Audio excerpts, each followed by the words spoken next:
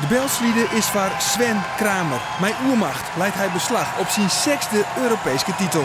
En dat bent de liekevolle als Rintje Ritsma. Maar met dat record had Kramer hem net wanden houden. Ja, ik ben gewoon met mijn toernooi op zich, maar het is wel een leuke bekomstschietje. Ja, maar hij is dan verklapt. Je zou voor de zoon, hè?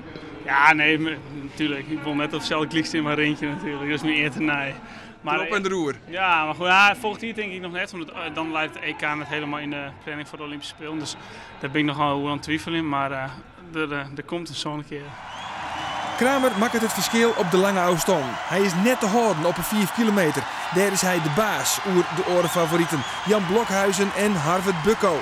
Kramer finisht in een tijd van 6:12:54 en maakt het de 6 seconden efterstoorn meer als goed. Die bijna 6 seconden en normaal gesproken, ja, 6 seconden op een 4 kilometer is wel heel vol. Dus hier eigenlijk net rekening mee omdat ik het al eerst soesteer naar Iendijk. Kramer is op dit Europees kampioenschap net echt in topvorm. En dat is te vernemen op de 1500 meter. In een streekjochtduel met Jan Blokhuizen wint hij vol van zijn ploegenoot, maar zijn tiert stelt teloor. De opening is eigenlijk al te langzaam en ja, gewoon net fris genoeg. En, goed, dat ken ik hier, maar ik moet zeggen, mijn slechte rit heb ik het klassement eigenlijk er nog beter voor zin dan juist. Op een laatste afstand, de 10 kilometer, had Sven Kramer haast 6 seconden vastsprong op de nummer 2, Harvard Bucko, en maar liefst 8 seconden op Jan Blokhuizen, de nummer 3. In de laatste rit ging Blokhuizen lang mee met Kramer, maar 4 rondes van de eind komt er een versnelling. Kramer doekt in de rondjes 29 en hij finisht in 4 waai de vlugste tiert. 12:54:98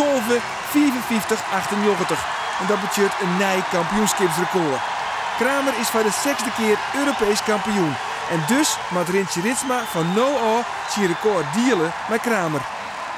En hij had dat potentieel om daar, nou, als hij wil, dan kan hij er wel een stuk of 8 jochen kan hij er van meidje. Maar als we kijken hoe gemotiveerd hij zelf bloedt. Maar dat zal nou alle gedachten nog minimaal 2 jaar worden voordat Sven Kramer alleen nog Bob onstjit. Want die verbonden met de Olympische Spelen riet Sven Kramer takom hier geen Europees kampioenschap.